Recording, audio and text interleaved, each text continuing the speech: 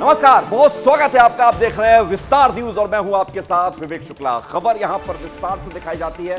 अगले 1 घंटे देश, मध्य प्रदेश और छत्तीसगढ़ की तमाम बड़ी खबरें आपके सामने हम रखेंगे। विस्तार से आपको बताएंगे कि क्या है आपके लिए जानना जरूरी। तो आइए शुरुआत करते हैं पहली खबर से, क्योंकि पहली खबर है वो ये है, वाराणसी में बम बम मोदी। और मोदी ने जिस तरह से वाराणसी में रोड शो किया कल, आज उन्होंने गंगा पूजन किया, उसके बाद नामांकन भरा, काल भैरव के दर्शन किए। ये सब बताता है कि वाराणसी के लोग नरेंद्र मोदी को कितना चाहते हैं। सड़कों पर लोग इंतजार कर रहे थे एक झलक देखने के लिए कि पीएम मोदी की एक झलक दिख जाए। और साथ ही साथ 12 राज्यों के मुख्यमंत्री यहां पर पहुंचे हुए थे जब पीएम मोदी नामांकन दाखिल करने पहुंचे। तमाम एनडीए के घटक दलों के बड़े नेता यहां पर पहुंचे हुए थे, केंद्रीय मंत्री यहां पर पहुंचे हुए थे। यानी कि आज जो शक्ति प्रदर्शन बीजेपी का हुआ है वो देखने लायक था। आप इस रिपोर्ट को भी देखिए।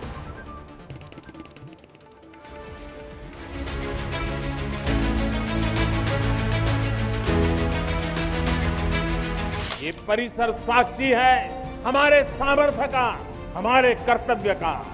अगर सोच लिया जाए, ठान लिया जाए तो असंभव कुछ भी नहीं। जब देश का प्रधानमंत्री आपके शहर का सांसद हो तो फिर नामांकन प्रक्रिया भी चर्चा का विषय बन जाती है। वाराणसी लोकसभा सीट से प्रत्याशी नरेंद्र मोदी जब नामांकन भरने पहुंचे तो काशी में दिग्गजों का जमावड़ा लग गया। अपने सांसद की झलक पाने के लिए लोग बेचैन दिखे। 2 दिन पीएम मोदी ने काशी को दिए तो गली गली बस हर हर मोदी ही सुनाई दे रहा था। मोदी जी का स्वागत है।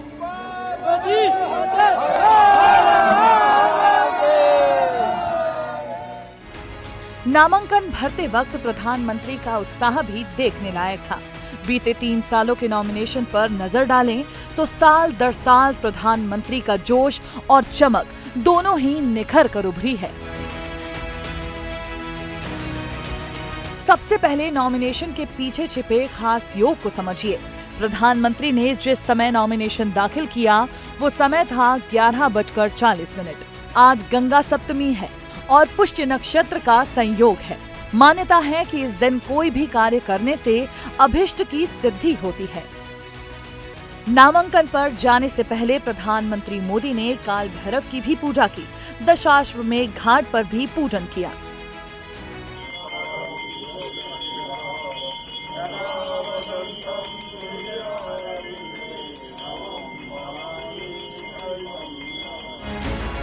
प्रधानमंत्री के नॉमिनेशन में करीब 12 राज्यों के मुख्यमंत्री, 18 कैबिनेट मंत्री, तमाम वीवीआईपी शामिल हुए। नामांकन में बीजेपी के साथ ही एनडीए के कई कद्दावर नेता भी शामिल थे। का नॉमिनेशन हम भर रहे जो दुनिया में नंबर 1 के पॉपुलैरिटी पे है और हम सब खुशनसीब है कि हमें इसमें शामिल होने का मौका मिला है। बीजेपी ने अपने सभी बड़े नेताओं की मौजूदगी में शक्ति प्रदर्शन के साथ प्रधानमंत्री मोदी के नामांकन को पूरा करने की खास तैयारी की थी। नामांकन के लिए प्रस्तावक भी बड़े ही खास थे, जिन्होंने राम मंदिर में प्राण प्रतिष्ठा का मुहूर्त निकाला। वही पंडित गणेश्वर शास्त्री, संघ के पुराने कार्यकर्ता बैजनाथ पटेल, लालचंद कुशवाहा और संजय सोनकर प्रस्तावक बने। इससे पहले पीएम मोदी ने काशी में 6 किलोमीटर लंबा रोड शो किया था और फिर देर शाम बाबा विश्वनाथ का विशेष पूजन अर्चन किया।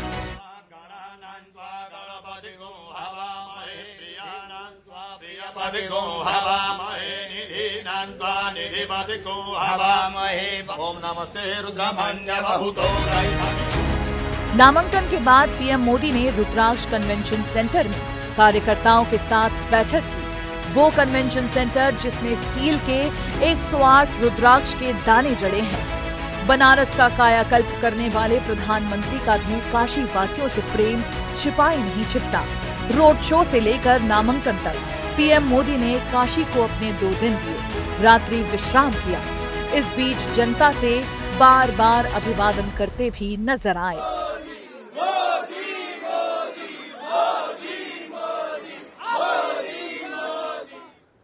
पहली बार जब मोदी यहां पहुंचे थे तो उन्होंने कहा था कि मां गंगा ने बुलाया है। अब उन्होंने कहा है कि मां गंगा ने उन्हें गोद ले लिया है। और सबसे बड़ी बात आपको बताएं इसमें, आज है सप्तमी, वैशाख शुल्क की जो सप्तमी तिथि है इसे गंगा अवतरण तिथि के तौर पर देखा जाता है, यानी कि बेहद शुभ मुहूर्त था, खास दिन था और गंगा पुत्र प्रधानमंत्री नरेंद्र मोदी ने यहां से नामांकन किया है। अब बढ़ते हैं आगे, दूसरी खबर की बात करते हैं और दूसरी खबर आपके सामने ये रही। कम मतदान, किसका नफा किसका नुकसान, ये समझना इसलिए जरूरी है क्योंकि मध्य प्रदेश में चुनाव खत्म हो चुके हैं। सभी 29 की 29 सीटों पर मतदान समाप्त तो हो चुके हैं, लेकिन सबसे बड़ी बात यह है कि चाहे वो पहला चरण हो, दूसरा चरण हो, तीसरा चरण हो या चौथा चरण हो, सभी चरणों में एक बात सबसे कॉमन है, वो बात है कि पिछला रिकॉर्ड नहीं टूटा है। पहले चरण से लेकर आखिरी चरण तक यानी कि चौथे चरण तक लगातार मतदान कम रहा है और इस कम मतदान का कारण जो कुछ भी सामने आए, चाहे वो राजनीतिक दल अपने अपने हिसाब से उसका नफा दूसरे का नुकसान बताएं, अपना फायदा बताएं, लेकिन इसके एक मायने हैं। ये मायने क्या निकालेंगे, 4 जून को क्या रिजल्ट निकलकर सामने आएगा, ये तो 4 जून को ही पता चलेगा, लेकिन फिलहाल इसको लेकर चर्चा हो रही है। मध्य प्रदेश में कल मतदान खत्म हुआ लेकिन रिकॉर्ड तोड़ मतदान नहीं हो पाया। इस रिपोर्ट को आप देखिए। मध्य प्रदेश में लोकतंत्र का महापर्व मतलब लोकसभा चुनाव खत्म हो चुका है। लोकसभा चुनाव के चौथे चरण में मध्य प्रदेश की 8 सीटों पर वोटिंग के साथ ही प्रदेश की सभी 29 सीटों पर चुनाव संपन्न हो गए हैं। चौथे चरण की 8 सीटों पर वोटिंग का आंकड़ा करीब 72% रहा। ये आंकड़ा पहले, दूसरे और तीसरे चरण की तरह पिछले चुनाव के मुकाबले कम ही रहा, यानी करीब 4% कम वोट पड़े। आखिरी चरण में सभी को उम्मीद थी कि बम्पर वोटिंग होगी, लेकिन ऐसा हुआ नहीं, जो राजनीतिक पार्टियों के लिए चिंता का विषय बना हुआ है। पिछले लोकसभा चुनाव और इस बार के लोकसभा चुनाव में आखिरी चरण में 8 सीटों पर कितना मतदान हुआ, आइए एक नजर वोटिंग प्रतिशत पर। धार में 2019 में 75.25% मतदान हुआ, जबकि 2024 में 71.5% मतदान हुआ। इंदौर में 2019 में 69.3% मतदान हुआ, जबकि 2024 में 60.53% मतदान हुआ। खंडवा में 2019 में 76% से ज्यादा मतदान हुआ, जबकि 2024 में 70.72% मतदान हुआ। खरगोन में 2019 में 77.82% मतदान हुआ, जबकि 2024 में करीब 76% मतदान हुआ। मंदसौर में 2019 में 77% से ज़्यादा मतदान हुआ, जबकि 2024 में 74% मतदान हुआ। रतलाम में 2019 में 75.66% मतदान हुआ, जबकि 2024 में 72.86% मतदान हुआ। उज्जैन में 2019 में 75.4% मतदान हुआ, जबकि 2024 में 73.3% मतदान हुआ। देवास में 2019 में 79.46% मतदान हुआ, जबकि 2024 में 74.89% वोटिंग हुई। मध्य प्रदेश में हुई कम वोटिंग को कांग्रेस पार्टी अपने पक्ष में मान रही है। कांग्रेस का कहना है कि सरकार के प्रति लोगों की उदासीनता है, जिसकी वजह से वोटिंग कम हुई। ये बहुत चिंता का विषय है कि मतदान के प्रति ये उदासीनता लोकतंत्र की गरिमा को कम करने वाली है, और ऐसा तब होता है जब सत्ता में बैठे लोगों से लोगों की उम्मीद कम होती है, आशा कम होती है। प्रदेश की सभी 29 सीटों की बात करें तो इस चुनाव में 67.77% वोटिंग हुई है, जो 2019 के लोकसभा चुनाव के मुकाबले करीब 4% कम है। 2019 के चुनाव में प्रदेश की 29 सीटों पर 71.16% वोटिंग हुई थी। 2019 के लोकसभा चुनाव के मुकाबले इस बार 23 सीटों पर वोटिंग घटी है, जबकि 6 सीटों पर वोटिंग ज्यादा हुई। प्रदेश की 29 सीटों में से मात्र 6 सीटें ऐसी हैं जहां वोटिंग बढ़ी है, जबकि 23 सीटों पर घटी है। सबसे ज्यादा वोटिंग विदिशा में 2.69% बढ़ी। यहां से पूर्व सीएम शिवराज सिंह चौहान चुनावी मैदान में हैं। वोटिंग ट्रेंड के मामले में उन्होंने केंद्रीय मंत्री सिंधिया को पीछे छोड़ दिया। गुना में पिछले चुनाव की तुलना में इस बार 2.11% ज्यादा वोट पड़े। जिन 6 सीटों पर वोटिंग ज्यादा हुई उसमें राजगढ़ भी शामिल है। यहां से पूर्व सीएम दिग्विजय सिंह चुनावी मैदान में हैं। राजगढ़ में पिछले चुनाव की तुलना में इस बार 1.65% वोट ज्यादा पड़े। सागर और भिंड में भी वोटिंग परसेंटेज बढ़ा है, लेकिन 1% से भी कम रहा। जिन 23 सीटों पर वोटिंग घटी है उनमें सीधी सबसे ऊपर है। यहां पिछले चुनाव की तुलना में सबसे ज्यादा 13% वोट पड़े हैं। मतदान खत्म होने के बाद बीजेपी और कांग्रेस अपनी अपनी जीत के दावे कर रही हैं। मतदान प्रतिशत का कम होना किसे फायदा और किसे नुकसान पहुंचाएगा, ये तो 4 जून को पता ही चल जाएगा। ब्यूरो रिपोर्ट, विस्तार न्यूज। देखिए, आपने तो अपनी जिम्मेदारी निभा ली है। अब 4 जून को पता चलेगा कि आपने किसके प्रति ज्यादा वफादारी या फिर कहा जाए कि किसके प्रति ज्यादा जो है आशीर्वाद दिया है, किसको ज्यादा आशीर्वाद दिया है। लेकिन इन सबके बीच जब कम मतदान हुआ है तो कांग्रेस कह रही है कि इसका क्या असर पड़ेगा, बीजेपी कह रही है कि 29 की 29 सीटें तो हमारी ही हैं, असर जो भी हो। विश्वास सारंग कैबिनेट मंत्री क्या कुछ कह रहे हैं, सुन लेते हैं। 29 कमल मध्य प्रदेश में खिलेंगे, सभी सीटें हम प्रचंड बहुमत से जीतेंगे और 400 के पार से नरेंद्र मोदी जी इस देश के यशस्वी प्रधानमंत्री बनेंगे। और केवल सरकार ही नहीं बनेगी, इस देश के नवनिर्माण का जो सपना हमारे क्रांतिकारियों ने देखा है वो भी पूरा होगा। तो ये पूरी बात सामने हमने आपके सामने रख दी है कि किस तरह से कम मतदान किसका नफा किसका नुकसान, लेकिन 4 जून को पता चल ही जाएगा कि कौन रहा फायदे में और किसका हो गया नुकसान। बढ़ते हैं आगे, क्योंकि चुनाव मध्य प्रदेश में खत्म हुए लेकिन देश में बाकी, और इसलिए हम ये कह रहे हैं कि देश को भाए मोहन। मध्य प्रदेश के मुख्यमंत्री डॉक्टर मोहन यादव, मध्य प्रदेश में उन्होंने जमकर प्रचार किया, खूब पसीना बहाया, सभी 29 की 29 लोकसभा सीटों पर वो गए। लेकिन उनकी डिमांड सिर्फ मध्य प्रदेश में नहीं है, मध्य प्रदेश के तो मुखिया हैं, जाहिर सी बात है कि उनको हर कोई बुलाना चाहेगा, जितने भी एमपी के उम्मीदवार थे बीजेपी के। लेकिन एमपी के बाहर, चाहे वो उत्तर प्रदेश हो, चाहे दिल्ली हो, झारखंड हो, तमाम ऐसी जगह हैं जहां पर लगातार मध्य प्रदेश के मुख्यमंत्री डॉक्टर मोहन यादव की डिमांड हो रही है। इस रिपोर्ट को आप देखिए। लोकसभा चुनाव 2024 के रण में एमपी के सीएम पूरे दमखम के साथ चुनावी प्रचार में जुटे हैं। सीएम एमपी के साथ अन्य राज्यों में भी धुआंधार प्रचार कर रहे हैं। आज सीएम मोहन यादव का यूपी के साथ दिल्ली दौरा है, लेकिन ये पहली बार नहीं है जब मध्य प्रदेश के मुखिया दूसरे राज्यों में चुनावी कमान संभाल रहे हों। इससे पहले सीएम छत्तीसगढ़, तेलंगाना, बिहार, हरियाणा, राजस्थान और यूपी का भी दौरा कर चुके हैं। खास तौर पर सीएम मोहन यादव लगातार यूपी के दौरे कर रहे हैं। फरवरी से अब तक सीएम 5 बार यूपी जा चुके हैं। तो चलिए अब आपको बताते हैं कि सीएम डॉक्टर मोहन यादव कितनी बार उत्तर प्रदेश के दौरे पर रहे। वो 13 फरवरी को सपा के गढ़ आजमगढ़ पहुंचे थे। 3 मार्च को लखनऊ में महाकुंभ में शामिल हुए। 15 अप्रैल को अखिलेश के गढ़ मैनपुरी में सभा की। 29 अप्रैल को अमेठी में स्मृति ईरानी के पक्ष में सभा की। 3 मई को बदायूं संभल लोकसभा सीट पर प्रचार किया। बीजेपी के स्टार प्रचारक मुख्यमंत्री डॉक्टर मोहन यादव दूसरे राज्यों में भी ताबड़तोड़ दौरे कर रहे हैं। अब इस प्रचार का क्या फायदा होगा, ये तो चुनावी परिणाम ही बताएंगे। ब्यूरो रिपोर्ट, विस्तार न्यूज। और देखिए, जब मध्य प्रदेश के मुख्यमंत्री के तौर पर डॉक्टर मोहन यादव को चुना गया था, उन्हें बनाया गया था, तब ये कहा जा रहा था कि बीजेपी जो भी काम करती है उसके एक मायने होते हैं। मध्य प्रदेश के मुख्यमंत्री जिस तरह से उन्होंने मध्य प्रदेश में चुनाव प्रचार किया, अब वैसे ही उत्तर प्रदेश में कर रहे हैं, खासतौर से जहां पर यादव बाहुल्य क्षेत्र है, यादव लैंड जिसे कहा जाता है। तो ये कहीं ना कहीं एक कोशिश है कि अखिलेश यादव यानी कि समाजवादी पार्टी के वोट बैंक को जो है उसमें कोई बीजेपी कोई ऐसा आघात करे जो कि वो वोट बैंक जो है बीजेपी की तरफ शिफ्ट हो, और फिर दूसरी जगहों पर चाहे वो झारखंड हो या दूसरे अन्य क्षेत्र हो, वहां पर भी एक बड़ा इम्पैक्ट पड़ता है। और क्योंकि मोहन यादव स्टार प्रचारक हैं, लिहाजा बीजेपी में डिमांड उनकी लगातार बढ़ती जा रही, भले ही चुनाव खत्म हो गए हो। बढ़ते आगे, चुनाव की बात चल रही है तो ये खबर भी आपके लिए जानना जरूरी है। चुनाव तो खत्म हो गए, लेकिन हो क्या रहा है कि अब छुट्टी पर कर्मचारी जा रहे हैं। लंबी ड्यूटी चुनाव की, और उससे पहले जब से आचार संहिता लगती है तब से जो कर्मचारी होते हैं उनकी छुट्टियां बंद कर दी जाती हैं। एक तरह से रोक लगा दी जाती है और कहा जाता है कि अब आप छुट्टी पर नहीं जा सकते क्योंकि काम ज़्यादा बढ़ गया है।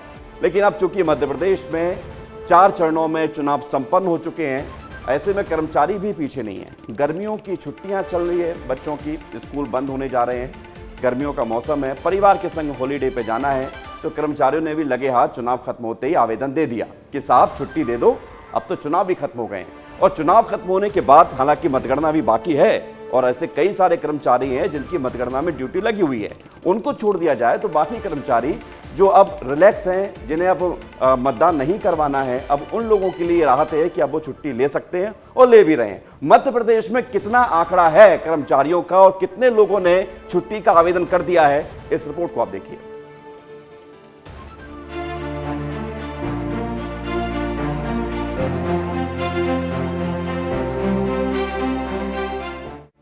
मध्य प्रदेश में चुनाव खत्म हो गए हैं। राजनीतिक पार्टियों के समर्थक और कार्यकर्ता जहां लगातार मेहनत के बाद अब आराम कर रहे हैं, तो बड़े नेताओं को दूसरे राज्यों में चुनाव प्रचार में भेजा जा रहा है। उधर सरकारी कर्मचारी अधिकारियों का काम भी अब चुनाव ड्यूटी से खत्म हो गया है, लिहाजा अब सरकारी कर्मचारी छुट्टी पर जाने के लिए आवेदन दे रहे हैं। मध्य प्रदेश में चुनाव खत्म होने के बाद अब छुट्टी मिलना और छुट्टी देना दोनों ही आसान हो गया है, लिहाजा कर्मचारी जमकर छुट्टी मांग रहे हैं। एक रिपोर्ट के मुताबिक चुनाव खत्म होने के अगले दिन ही 5000 कर्मचारियों ने छुट्टी के लिए आवेदन कर दिया। मध्य प्रदेश में 60 से ज्यादा सरकारी विभाग, राजधानी में 40,000 सरकारी कर्मचारी काम करते हैं। 5000 कर्मचारियों ने छुट्टी मांगी है। औसतन 15% कर्मचारियों ने हर विभाग से आवेदन दिया है। पीडब्ल्यूडी, जल संसाधन, गृह, कृषि और स्वास्थ्य विभाग में सबसे ज्यादा आवेदन किए गए हैं। छुट्टी भला किसे बुरी लगती है? बच्चों की गर्मियों की छुट्टी शुरू हो चुकी है। ऐसे में हर कोई अपने परिवार के साथ घूमने जाना चाहता है, लेकिन अभी भी जिन अधिकारी कर्मचारियों की ड्यूटी मतगणना में लगी है, उन्हें छुट्टी नहीं मिलेगी। तो मैं समझता हूं कि मैं मांग करूंगा और मैं पत्र भी लिखूंगा मुख्य निर्वाचन पदाधिकारी मध्य प्रदेश को कि कम से कम जो कर्मचारी हैं जिनके बहुत सारी ऐसे साल भर में बच्चों के अवकाश होते हैं, साल भर में ऐसा कोई प्रोग्राम होता है कहीं जाने का, कहीं अपने व्यक्तिगत कार्य करने के, तो सरकार को इसके लिए निर्वाचन कुछ छूट देना चाहिए। और वैसे भी आजकल अगर इमरजेंसी में जितने भी आजकल साधन हो गए हैं कि अगर इमरजेंसी आती है तो कहीं पे भी कर्मचारी कहीं से भी उपस्थित हो सकता है। लोकसभा चुनाव में 16,000 से ज्यादा कर्मचारियों की ड्यूटी लगाई गई थी, लेकिन चुनाव के बाद अब ज्यादातर कर्मचारी छुट्टी पर चले गए हैं या जाने वाले हैं। इसलिए जिन्हें छुट्टी मिल रही है उनके लिए हैप्पी हॉलीडेज, और जो छुट्टी नहीं ले पा रहे हैं उनके लिए ट्राई अगेन। ब्यूरो रिपोर्ट, विस्तार न्यूज। जी हाँ, तो छुट्टी तो जरूरी है। जब लंबे समय तक आप काम करते हैं तो आपको और आपके शरीर को, आपके दिमाग को आराम की जरूरत पड़ती है। ऐसे में छुट्टी बुरी बात नहीं है, लेकिन मध्य प्रदेश में 90 के दशक तक हर 2 साल में 15 दिन की एलटीसी मिलती थी, लेकिन ये सिस्टम बंद हो गया। केंद्र सरकार अभी भी देती है, इसलिए केंद्र के जो तमाम कर्मचारी अधिकारी उनको ज़्यादा फायदा होता है, लेकिन फिर भी कर्मचारी संतुष्ट हो जाते हैं जब उन्हें छुट्टी अप्लाई करने के बाद मिल जाती है। हमने कई खबरें ऐसी भी देखी हैं जहां पर छुट्टी के अप्लाई करने के बाद छुट्टी ना मिलने पर कर्मचारी अधिकारियों के बीच विवाद भी हो जाता है। छुट्टी से आगे बढ़ते हैं और एक ऐसी छुट्टी की बात करते हैं जो ज़रूरी थी, वो थी लंबी लड़ाई। इससे छुट्टी मिल गई है। बात मध्य प्रदेश के नर्सिंग छात्रों की हो रही है। एक लंबी लड़ाई इस तरह से लड़ी गई कि न जाने ऐसा लगा कि लड़ाई का कभी अंत होगा या नहीं। 2020, 21, 22, 23, 24 लगभग 3 साल, 3.5 साल तक मध्य प्रदेश के नर्सिंग के छात्रों की परीक्षाएं अटकती रहीं, भटकती रहीं, लटकती रहीं। न जाने कब पेपर होंगे, कब एग्जाम होगा, कब कोर्स पूरा होगा, कब डिग्री मिलेगी। इसी पशुपेश में 30,000 मध्य प्रदेश के नर्सिंग के छात्र फंसे रहे। उन्होंने एक लंबी लड़ाई लड़ी और न जाने इस लड़ाई में कितने संघर्ष उनको झेलना पड़ा, धरना प्रदर्शन हुआ, लेकिन अब आखिरकार एक गुड न्यूज़ उनके लिए आई है। कल से ये एग्जाम शुरू होने जा रहे हैं। आज तक का वक्त है, अगर जिन्होंने अपने आवेदन उन्होंने दिए थे और नहीं उनको रोल नंबर मिले हैं तो वो आवेदन कर सकते हैं लेट फीस भर के। लेकिन ये गुड न्यूज़ है, आपको भी सुननी चाहिए। देखिए,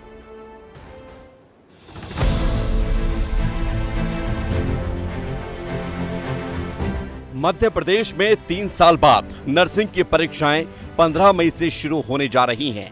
इन परीक्षाओं में 30,000 से ज्यादा छात्र शामिल होंगे।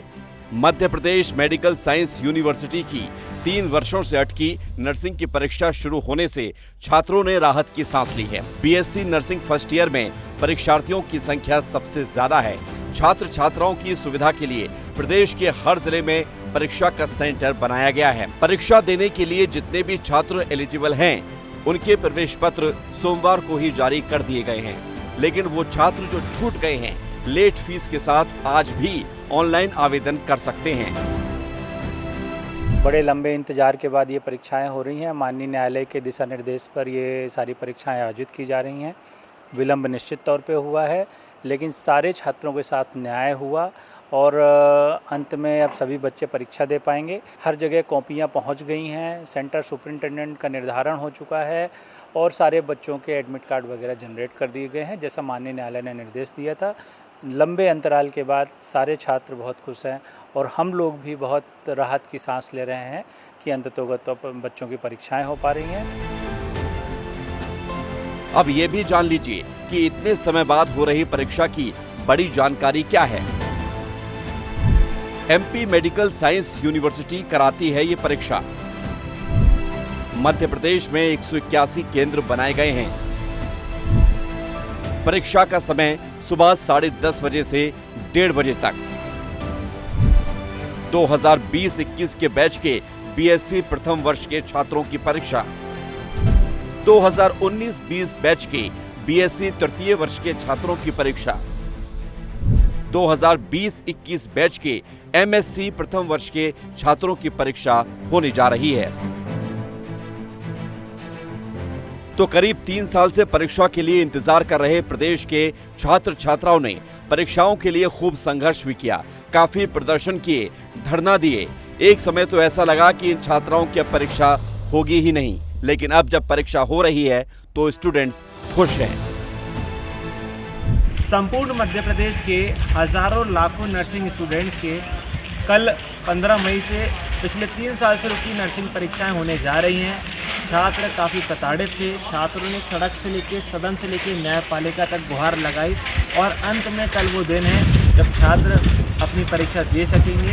हमारा मध्य प्रदेश मेडिकल यूनिवर्सिटी और नर्सिंग काउंसिल से ये निवेदन है कि ये चीज़ आगे चरणबद्ध चलती जाए और छात्रों की परीक्षा के साथ साथ समय पर परिणाम आए और समय समय पर उनकी परीक्षाएं होती जाएं। आभार मध्य प्रदेश शासन, न्यायपालिका, सदन, जनप्रतिनिधि सभी का आभार व्यक्त करता हूं। अब आपको ये भी बताते हैं कि आखिर ये परीक्षा अब तक क्यों नहीं हो पाई। कोविड महामारी के चलते निजी नर्सिंग कॉलेज का फर्जीवाड़ा भी सामने आया। एमपी के 364 नर्सिंग कॉलेज जांच के दायरे में आए। सीबीआई ने 308 कॉलेजों की जांच शुरू की। 56 कॉलेज पर सुप्रीम कोर्ट ने रोक लगा दी। 65 कॉलेजों में भारी अनियमितताएं सामने आईं। 308 में से 169 कॉलेजों को बाद में क्लीन चिट मिल गई। इस बार होने जा रही परीक्षा सीसीटीवी की निगरानी में भी होगी। मध्य प्रदेश में ग्वालियर, इंदौर और सागर में सबसे ज्यादा स्टूडेंट्स हैं। परीक्षा केंद्र में सीसीटीवी से निगरानी की जाएगी। अब उम्मीद यही की जा रही है कि फिर से कभी कोई परीक्षा इतने लंबे समय तक ना अटके। ब्यूरो रिपोर्ट, विस्तार न्यूज। जी हाँ, तो उम्मीद यही है कि छात्रों का भविष्य इस तरह से अधर में ना लटके, क्योंकि 3-3 साल अगर एक ही परीक्षा में वक्त जाया होगा तो आप अंदाजा लगा सकते हैं कि छात्रों को कितना बड़ा नुकसान होता है। तो ये एक बड़ी खबर थी जिसको हमने आपको बताया है। नर्सिंग के छात्रों को इससे फायदा भी होने जा रहा है। अब एक खबर आपके लिए आपके कानूनी पहलुओं से जुड़ी हुई है। अब तक किसी भी केस को दर्ज करने के दौरान जिन शब्दों का इस्तेमाल होता था, अब उन शब्दों को हटाया जा रहा है। खास तौर से उर्दू के शब्दों को हटाया जा रहा है। अब वो शब्द गायब होने वाले हैं जो अब तक आप फिल्मों में या किसी के मुंह से सुनते थे। ज्यादातर उर्दू और फारसी के शब्द हैं जिन्हें समझना एक आम आदमी के लिए मौजूदा वक्त में आसान नहीं है। ये आपको बता रहे हैं शब्दकोश के जो बदलाव के निर्देश दिए गए हैं, कौन कौन से वो शब्द हैं, जरा ये भी आप जानिए। उर्दू और फारसी के शब्द हैं। कत्ल आप सुनते होंगे, अब कत्ल नहीं चलेगा, हत्या चलेगी। अदालत की बजाय न्यायालय का इस्तेमाल किया जाएगा। अभिरक्षा को गिरफ्तार या हिरासत बोला जाएगा। इसको लेकर ये नई शब्दावली का आदेश जारी किया गया है। साथ ही साथ एडीजी पवन श्रीवास्तव ने नए शब्दकोश के इस्तेमाल के निर्देश जारी कर दिए हैं। सबसे खास बात यह है कि ऐसे कई शब्द जिनको आपने फिल्मों में ज़्यादातर सुना होगा, अब उन शब्दों को हटाया जा रहा है। उर्दू और फारसी शब्दों को हटाकर हिंदी के शब्दों का इस्तेमाल किया जाएगा ताकि आम व्यक्ति बहुत अच्छे से समझ सके कि आखिर उसके केस में क्या चल रहा है।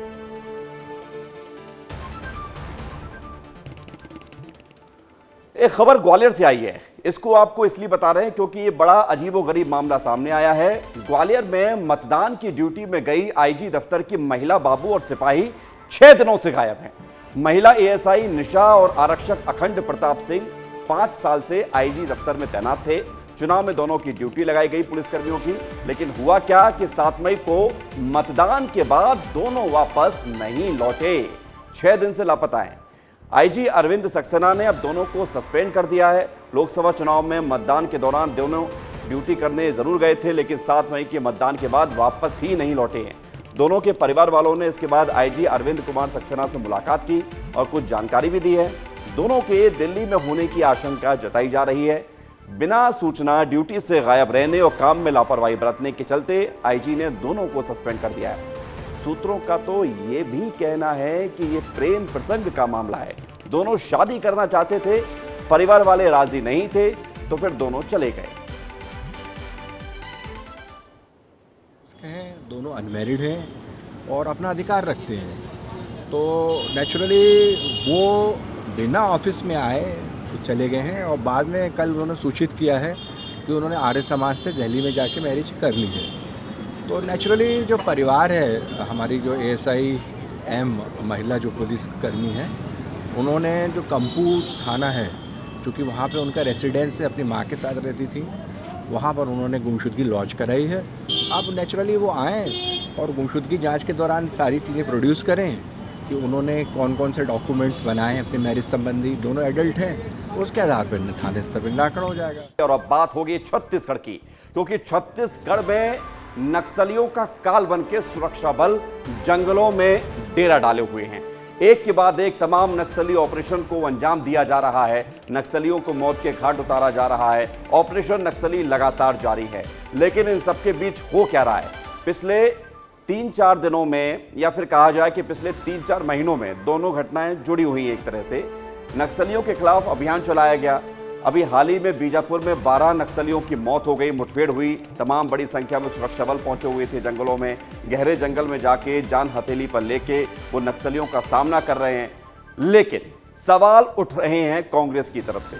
कांग्रेस ये कह रही है कि सुरक्षा बलों ने जिनको मारा है वो ग्रामीण हैं और इसको लेकर जांच होनी चाहिए, और इसको लेकर उन्होंने अपने स्तर पर जांच शुरू भी कर दी है। लेकिन इस नक्सलियों के लाल आतंक को खत्म करने के लिए जो ऑपरेशन चलाया जा रहा है, आखिर उस पर सियासत क्यों है, यह भी अपने आप में एक सवाल है। इस रिपोर्ट को आप देखिए।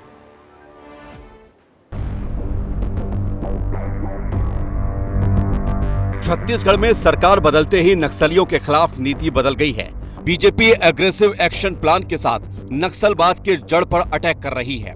पिछले 4 महीने में फोर्स ने 100 से ज्यादा नक्सलियों को ढेर कर दिया है, लेकिन इस पर छत्तीसगढ़ में पॉलिटिक्स शुरू हो चुकी है। हाल ही में बीजापुर में 10 मई को सुकमा, दंतेवाड़ा और बीजापुर फोर्स के जवानों ने ज्वाइंट ऑपरेशन करके 12 नक्सलियों को ढेर कर दिया। कांग्रेस अब मारे गए नक्सलियों को ग्रामीण बता रही है और बकायदा एक टीम बनाकर इस मामले की जांच शुरू कर दी है। बीजापुर जिले के पीडिया में हुई नक्सली सुरक्षा बलों के मुठभेड़ पर गांव वालों ने सवाल खड़ा किया है।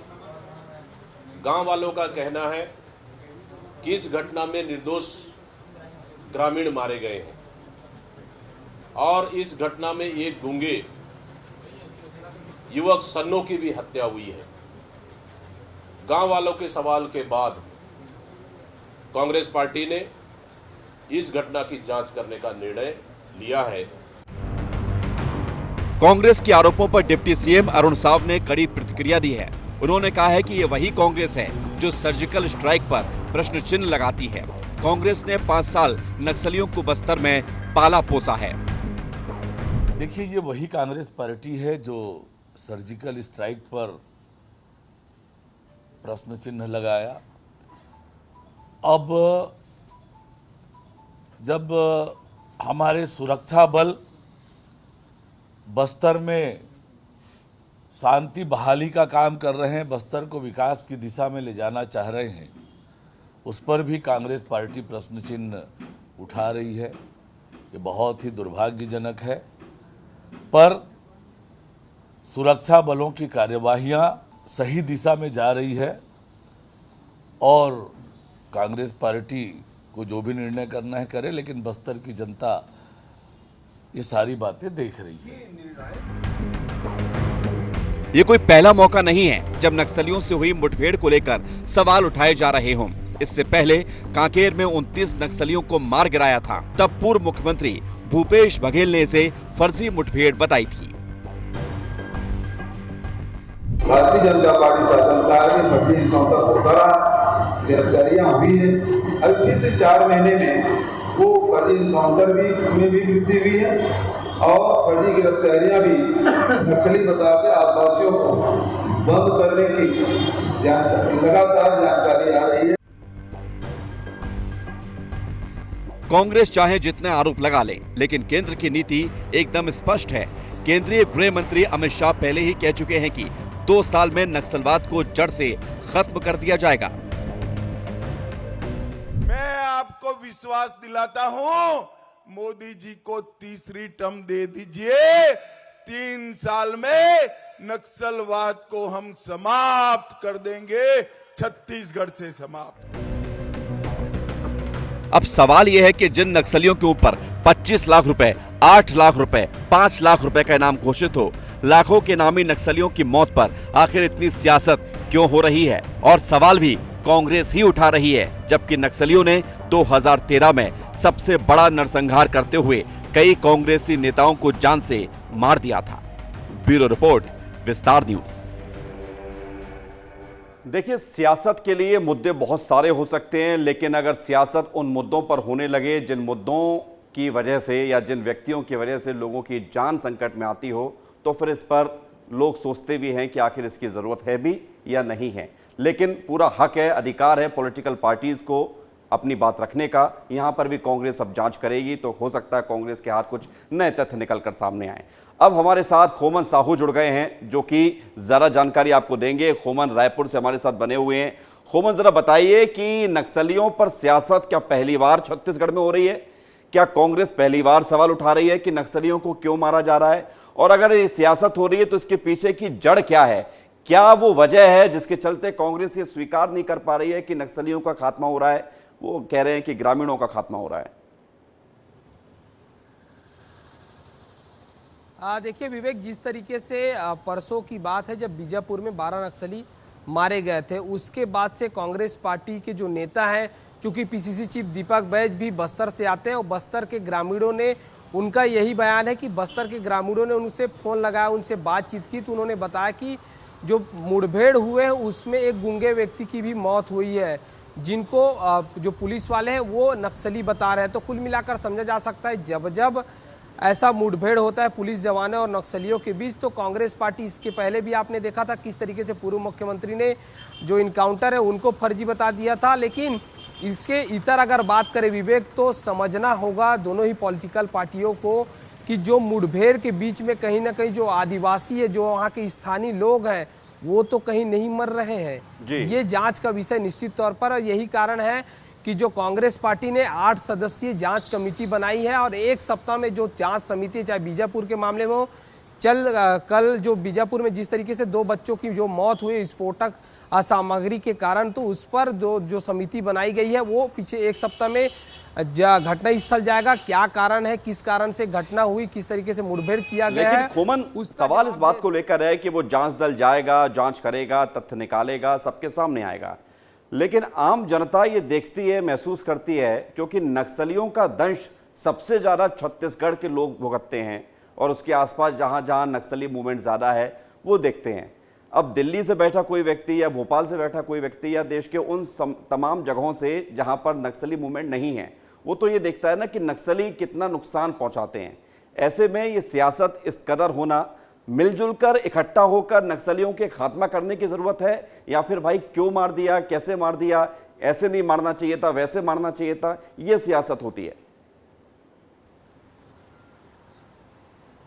देखिए विवेक, जिस तरीके से आपने बिल्कुल सही कहा कि दोनों पार्टियों को दलगत राजनीति से ऊपर उठकर कैसे बेहतर बस्तर बन सके, बस्तर के लोग कैसे बेहतर जीवन जी सके, कैसे गांवों तक शिक्षा पहुंच सके, स्वास्थ्य पहुंच सके, वहां के बच्चों को कैसे बेहतर जीवन मिल सके, इस पर कहीं ना कहीं दोनों पार्टियों को आगे आकर बातचीत करना चाहिए। क्योंकि हमने 5 साल कांग्रेस पार्टी को देख लिया, इसके पहले 15 साल तक भारतीय जनता पार्टी की छत्तीसगढ़ में सरकार रही है जी। अब जब भारतीय जनता पार्टी की सरकार छत्तीसगढ़ में आई, तो सरकार ये कहती हुई जरूर नजर आ रही है कि हम 2 साल बाद वहां के लोगों को बेहतर जीवन देना चाहते हैं, बेहतर पुनर्वास नीति लाना चाहते हैं। लेकिन जिस तरीके से पिछले 4 महीनों में घटनाएं घट रही है, उसके बाद से कई ऐसे इनामी नक्सली जो है मारे जा रहे हैं। एक तरफ से कहीं ना कहीं जो इनामी नक्सली मारे जा रहे हैं विवेक, उससे सरकार की तो सफलता है ही है, लेकिन कहीं ना कहीं जो इस बीच में जो विस्फोटक सामग्रियों के कारण बिल्कुल बड़ी सफलता भी मिली है खुमन। और देखना यह भी होगा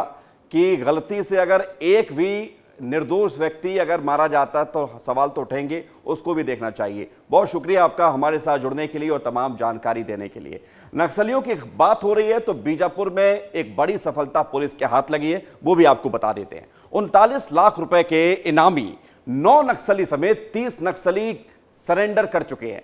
बीजापुर एसपी और सीआरपीएफ के अधिकारियों के सामने सभी नक्सलियों ने सरेंडर किया है। इनमें मिलिट्री प्लाटून बटालियन के सदस्य हैं, जनताना सरकार और DAKAMS के अध्यक्षों समेत 30 नक्सलियों ने सरकार की पुनर्वास नीति से प्रभावित होकर सरेंडर किया है। तो एक तरफ ये सफलता भी है कि सरकार की जो पुनर्वास नीति है, जिसके तहत सरकार नक्सलियों को मुख्य धारा में लाकर उन्हें सामान्य व्यक्ति के तौर पर एक जनजीवन देना चाहती है, और उसी का ये प्रभाव है कि 30 नक्सलियों ने सरेंडर किया है। लेकिन जो नक्सल गतिविधि, नक्सल विरोधी जो अभियान जो जिले में चल रहे हैं, अलग अलग जिलों में चल रहे हैं, हमारे जिले में भी जो चल रहे हैं, इसके अलावा जो हमारा जो प्रचार प्रसार है, इनको जो हम डायरेक्ट कांटेक्ट करने का प्रयास कर रहे हैं कि जो भी जो नक्सली हैं वो समर्पण करना चाहते हैं, आत्मसमर्पण करना चाहते हैं तो डायरेक्ट हमसे मिल सकते हैं, आत्मसमर्पण कर सकते हैं। तो ये उसका प्रभाव भी है जिससे ये लोग यहाँ हमारे पास आत्मसमर्पण कर रहे हैं। तो एक बड़ी सफलता के तौर पर इसे देखा जा रहा है। संजय ठाकुर हमारे साथ जुड़ गए हैं, विस्तार न्यूज के संवाददाता, सीधे उनसे बातचीत करते हैं। संजय, पुनर्वास नीति का समर्थन करते हुए 30 नक्सलियों ने सरेंडर किया है। जो नक्सली सरेंडर नहीं कर रहे हैं उनका लोहा लेते हुए सुरक्षा बल उनका खात्मा कर रहे हैं। तो नक्सलियों को लेकर छत्तीसगढ़ में चर्चा हमेशा होती है, और मैं अगर गलत नहीं हूं तो अगर छत्तीसगढ़ से कोई सबसे बड़ी खबर निकलती है तो वो नक्सली से जुड़ी हुई होती है। आज इसे बड़ी सफलता के तौर पर देखा जाएगा। देखिए, सूबे में सरकार बदलने के बाद लगातार जो है नक्सल मोर्चे पर सरकार आक्रामक हुई है। बीजेपी सरकार लगातार 2 मोर्चों पे काम कर रही है। एक तो नक्सलियों के आधार इलाकों पे लगातार बड़े ऑपरेशन चलाए जा रहे हैं, जिसका नतीजा है कि 103 नक्सली मारे गए हैं, और यही वजह है कि नक्सली सरेंडर कर रहे हैं। क्योंकि दूसरी ओर विजय शर्मा गृह मंत्री लगातार ये बात कहते हैं कि आप सरेंडर करिए, आप मुख्य धारा में शामिल होइए और आपको हम बेहतर पुनर्वास नीति का लाभ प्रदान करेंगे। देखिए, पुनर्वास नीति के नाम पर सिर्फ पैसे ही नहीं दिए जाते। सरकार ये भी कहती है कि अगर आप वापिस आते, मुख्य धारा में जुड़ते हैं, तो आपको नौकरी दी जाएगी, पक्का मकान दिया जाएगा, यहाँ तक कि आपके घर में जो बिजली का कनेक्शन रहेगा उसका बिल भी आपको नहीं पटाना होगा। तो इस तरह की पुनर्वास नीति है नक्सलियों के लिए, और यही वजह है कि आज 30 नक्सलियों ने संजय किया है। उस पुनर्वास नीति का फायदा ये है कि नक्सलियों के सामने ये विकल्प है कि वो मुख्य धारा में जुड़ें और तमाम सुविधाओं का फायदा उठाते हुए एक आम जनता के जैसे जनजीवन जिए। बहुत शुक्रिया आपका हमारे साथ जुड़ने के लिए और तमाम जानकारी के लिए। छत्तीसगढ़ की खबरें लगातार जा रही हैं। इस बीच आपको सीधे उत्तर प्रदेश ले चलते हैं, जहां पर मध्य प्रदेश के मुख्यमंत्री डॉक्टर मोहन यादव महोबा पहुंचे हुए हैं, चुनावी सभा कर रहे हैं, और सुनते हैं क्या कुछ कह रहे हैं। इस धरती में अपनी विशेष पहचान बनाई, आगे बढ़े भगवान कृष्ण के काल में, तो भगवान कृष्ण से और मध्य प्रदेश का रिश्ता बहुत अतीत का एक गौरवशाली पक्ष रहा है, और अतीत के इस गौरवशाली पक्ष में मैं जहां से आता हूं, भगवान कंस को मारने के बाद उनका जो विराट स्वरूप बना है और मुझसे जो उनकी गीता नामक पवित्र ग्रंथ मिला है, वो उज्जैनी सांदीपनी आश्रम, जहां भगवान कृष्ण ने कंस को मार करके अपनी वीरता की तमाम बुलंदियों को छुआ था, और उज्जैन आकर के ज्ञान से एवरेस्ट से भी ऊंचा पर्वत खड़ा करके अपना विराट व्यक्तित्व बनाया। ऐसे उस भगवान के कृष्ण के इस क्षेत्र से मेरे संबंध है, और इस नाते से मैं 2-3 बातें जोड़ करके कहूंगा। मैंने बहुत सारे मित्र अलग अलग तरह से इन बातों को जोड़कर कहते हैं, और कहना भी चाहिए। आप अगर उसके सार में जाओगे तो आपको सारी बातें दिखाई देगी। जैसे उदाहरण के लिए हम आला उदल की धरती पर अगर बात कर रहे हैं, तो आला ने जो तलवार चलाई, उदल ने जो संघर्ष किया, अगर हम उसकी जय जयकार करते हैं, मुझे खुशी है इस बात की। यशस्वी प्रधानमंत्री के चुनाव की बात अगर अपन कर रहे हैं और लोग कहेंगे कि आप इनसे संबंध कैसे जोड़ रहे हो, भगवान राम से संबंध कैसे जोड़ रहे हो, भगवान कृष्ण से संबंध कैसे जोड़ रहे हो, आला उदल से कैसे संबंध जोड़ रहे हो, मैं तार्किक ढंग से सबसे संबंध जोड़ के बताना चाहूंगा। आप लाइन से देखिए, आप बताइए यहाँ जितने लोग बैठे हैं, नई शिक्षा नीति 2020 हमने लागू की और नई शिक्षा नीति लागू करते ही मध्य प्रदेश वो राज्य है जिसने सबसे पहले अपने पाठ्यक्रम में राष्ट्रीय शिक्षा नीति को लागू करके स्थान दिया। और शिक्षा नीति में क्या किया? शिक्षा नीति में भगवान राम के विविध प्रसंग, सबरी से झूठे बेर कोई राजकुमार खा सकता है, आदिवासी अंचल में ये एकमात्र देश कौन सा हो सकता है? वो केवल भारत हो सकता है। हमें इस बात का गर्व है। बोले भगवान रामचंद्र महाराज की। दूसरा उदाहरण, गरीब अमीर की दोस्ती। भगवान कृष्ण के कितने प्रसंग हैं, एक एक प्रसंग को पढ़ोगे तो आपको लगेगा जीवन पूरा धन्य हो जाएगा। लेकिन दुर्भाग्य से आप बताइए, एक इतने बड़े पराक्रमी कंस को मारने के बाद कोई यदुवंशी हो सकता है कि कुर्सी के लिए भूखे नहीं है, कुर्सी को लात मार करके पहले शिक्षा को महत्व देने उज्जैन गए। ये हमारे भगवान कृष्ण से ये सीखने वाली बात। और सीखे भी तो क्या सीखे?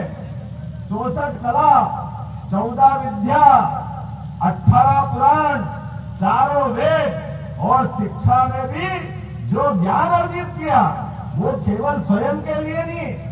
आज इतने सारे कई सारे विद्यार्थी निकल गए, कई शिष्य निकल गए, लेकिन युद्ध के उस नगाड़े बज रहे हैं, लाखों लोग सीना आमने सामने खड़ी है। और ऐसी सेना में भी अपने मुखारबिंद से एक एक गीता के 18 अध्याय में जीवन का जो जन्मा वो मरेगा, इसमें कोई आश्चर्य नहीं। मृत्यु का कारण जन्म है, लेकिन जन्म और मृत्यु के बीच में अपने ज्ञान से वो जो शिक्षा ग्रहण की, वो जन्म सिद्ध करने के लिए जो पवित्र ग्रंथ बनाया, अपने उस गीता के पवित्र ग्रंथ की तुलना में दुनिया में कहीं भी बदलाव हुआ, कोई भी क्रांति हुई, मैं गारंटी से कह सकता हूँ महात्मा गांधी से लगा करके कोई भी देशभक्त जिनने अपने देश में आगे बढ़ के क्रांति का सपना देखा है, वो बगैर गीता के नहीं आ सकता, ये गारंटी दे सकता हूँ। बोले गोपाल कृष्ण भगवान की। अब ऐसे शिक्षार्थी जो युद्ध के माहौल में भी शिक्षा याद करें, धर्म के लिए एक नहीं कितने उदाहरण भरे पड़े। हमने सबने देखा भगवान ने जन्म लिया है केवल धर्म की स्थापना के लिए, और भगवान कृष्ण को हम पाठ्यक्रम में हिस्सा नहीं दें। मुझे इस बात की प्रसन्नता है, आने वाले समय में हमने अपने सभी कॉलेज के विद्यार्थियों को जिन जिन को पढ़ना है उनको पाठ्यक्रम के अंदर भी भगवान कृष्ण के पाठ का प्रसंगों का हिस्सा बनाया है। हमारे विद्यार्थी पढ़ेंगे, भगवान कृष्ण को नहीं पढ़ेंगे, भगवान राम को नहीं पढ़ेंगे तो किसको पढ़ेंगे? हाँ, कोई कहता आप सनातन संस्कृति वाले हो, आप इनको स्थान दोगे। हमने कहा एक बार नहीं 100 बार देंगे, तुमको जो करना हो कर लो, हम तो इनकी जय जयकार करने वाले। आपको नफरत हो सकती है, हमको नफरत नहीं हो सकती। हम तो अपने देवी देवताओं को मानने वाले, और क्यों नहीं माने? आला उदल का भी वही स्थान है जिसके कारण से हमको उन पे गर्व है। वही अपने जीवन को ऐसे ही होम नहीं कर देता जब तक कि उसके अंदर देशभक्ति की भावना नहीं हो। मुझे इस बात की प्रसन्नता है, और जैसे हमारी सरकार बनी, जिस क्षेत्र में हूँ उस क्षेत्र के लिए बताना चाहूंगा राजपूत जी, आप भी अपने यहाँ सांसद और आपके बेटे भी विधायक हैं। हमने पहली कैबिनेट अगर जबलपुर में की है तो पहली कैबिनेट में स्थान दिया है रानी अवंतीबाई और रानी दुर्गावती के नाम पर हमारी पहली कैबिनेट हुई है। हमने कहा कि इनके नाम पे ये कैबिनेट क्यों नहीं होना चाहिए, और रानी अवंतीबाई लोधी के नाम पर सागर के अंदर अपना विश्वविद्यालय बना करके चालू भी कर दिया। ये हमारी सरकार का निर्णय। इसके अलावा भी हमने निर्णय किया है भगवान राम, भगवान कृष्ण, आप बताओ अयोध्या के बाद 11 साल तो भगवान राम ने मध्य प्रदेश में गुजारे, चित्रकूट में गुजारे, उनके कदम कदम पे सारी लीलाएं वहां हुई। तो हमने तुरंत प्राधिकरण भी बनाया और निर्णय किया है कि भगवान राम और भगवान कृष्ण के जैसे भगवान कृष्ण के प्रसंग उज्जैन से जुड़ते हैं, वो शिक्षा ग्रहण करने आए। गरीबी अमीरी का सबसे बड़ा उदाहरण अगर कोई है भगवान कृष्ण है। जहाँ सुदामा से उनकी दोस्ती हुई, चिंता मत करना बीडी जी, भगवान कृष्ण और ब्राह्मणों की 5000 साल पुरानी दोस्ती है। अपने इस बात को भूलो मत, ये हमारा पुराना समय है। और भगवान कृष्ण ने जब युद्ध करने गए तो परशुराम जी ने उनको सुदर्शन चक्र दे करके जीवन भर के लिए मित्रता अमर कर दी। ये भगवान कृष्ण का जाना पाओ का इतिहास है। एक नहीं, ऐसे कई प्रसंग हैं जिनको हम अपने बीच में याद रखना चाहिए। और किसी दोस्त की मदद कैसे होना चाहिए, भगवान कृष्ण ने सिखाया। भगवान कृष्ण और सुदामा तो आश्रम में उस दौर में पढ़ते थे जब भगवान और कृष्ण और सुदामा एक जैसे ही थे, किसी का पास कुछ नहीं था। लेकिन घर की आर्थिक स्थिति खराब हो गई, और आर्थिक स्थिति खराब हो गई तो पत्नी के ताने सुन सुन करके सुदामा ने मन इकट्ठा करके पोटली में चावल लेकर के वो द्वारकाधीश के पास गए, जो उस समय अपनी लीलाओं के माध्यम से पूरी दुनिया में एक अलग आभा फैला रहे थे। भगवान गए, अपने आंसुओं से मित्र का स्वागत किया, सुदामा को अपने महल में लाए। लेकिन सुदामा वो आंखें चौंधिया गई उनकी कृष्ण भगवान की आभा देख करके, वैभव देख करके, नारायण सेना देख करके। गरीब आदमी कोई बड़े आदमी के पास जाए तो बेचारा वैसे ही डर के आधा हो जाए, और वो भी भगवान कृष्ण का वो विराट व्यक्तित्व देखे तो कैसी स्थिति हो जाएगी। वो अपनी पोटली के चावल पोटली में ले गए और एक बार भी नहीं बोल पाए कि कृष्ण मेरी मदद कर दो। 6 महीने भगवान कृष्ण ने अपने पास रखा, अपना झूला झुलाना, हाथ से खाना खिलाना, पता नहीं क्या क्या प्रकार से। अब सुदामा को याद आने लगी घर की। 5 महीने के बाद 6ठे महीने भगवान एक एक दिन करके टालते जा रहे हैं। 6 महीने बाद जब जाने लगे सुदामा तो उन्होंने कहा, कन्हैया तुम्हारी भाभी याद कर रही है। तो उन्होंने कहा मेरा नमस्कार बोलना।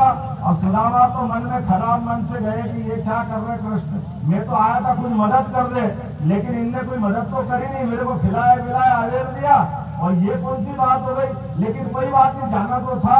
अब घर से घर के लिए निकले, लेकिन ये उदाहरण सबसे बड़ा है।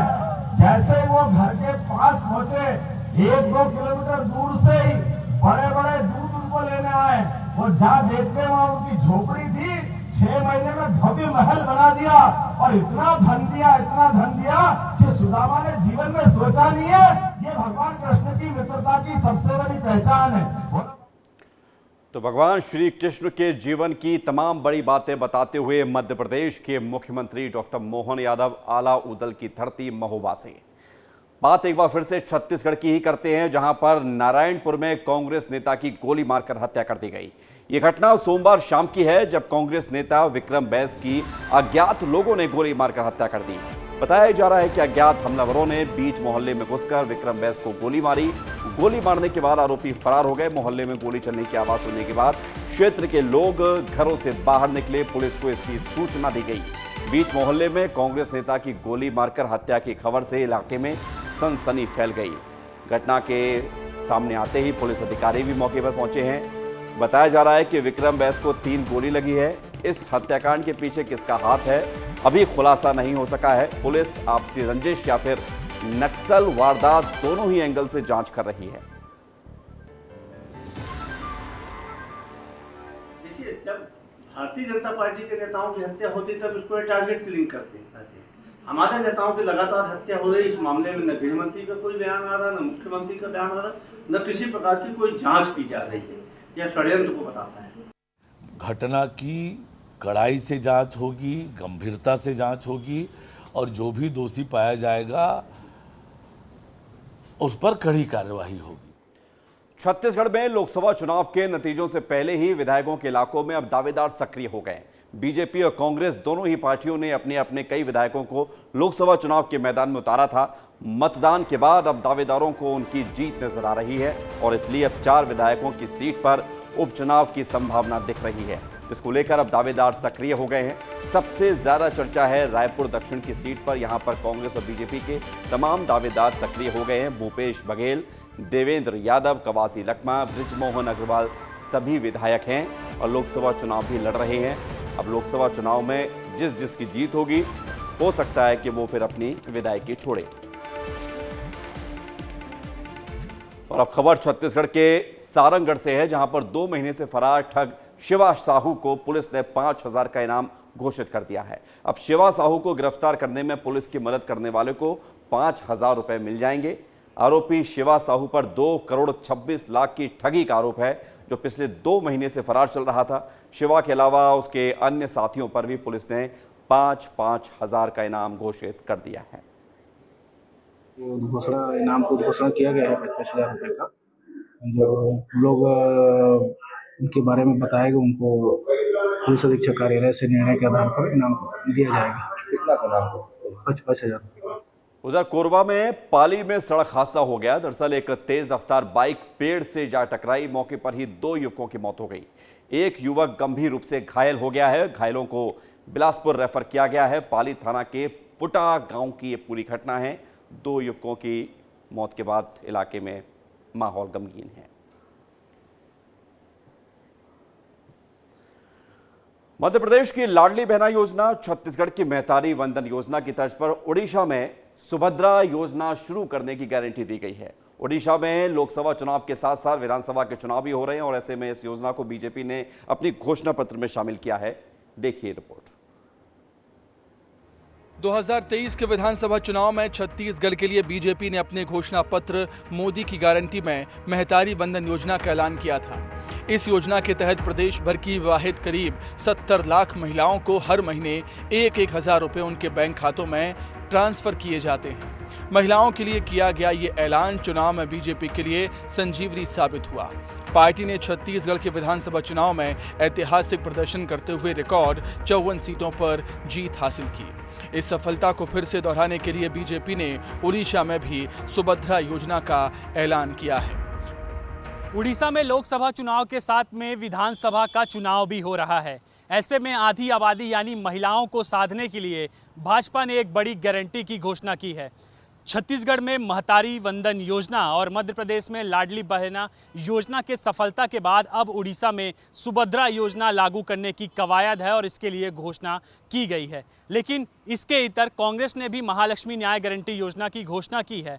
अब 4 जून ये स्पष्ट करेगा कि आखिर भाजपा की गारंटी चलती है या फिर कांग्रेस की गारंटी पर जनता मुहर लगाती है। उड़ीसा में लोकसभा चुनाव के साथ ही विधानसभा चुनाव भी हैं।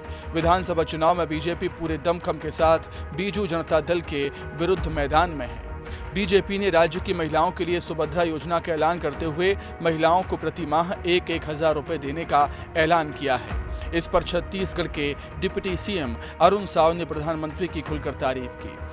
देखिए, पिछले 10 सालों में प्रधानमंत्री माननीय नरेंद्र मोदी जी ने बेटी बचाओ बेटी पढ़ाओ, नारी सशक्तिकरण के लिए महिला स्व सहायता समूह, बिहान योजना, ऐसी अनेक योजनाओं के माध्यम से और अंत में नारी शक्ति वंदन अधिनियम लाकर जो माताओं बहनों को सशक्त बनाकर देश के विकास में उनकी प्रभावी भूमिका सुनिश्चित करने की दिशा में जो काम किया है, उसके कारण से आज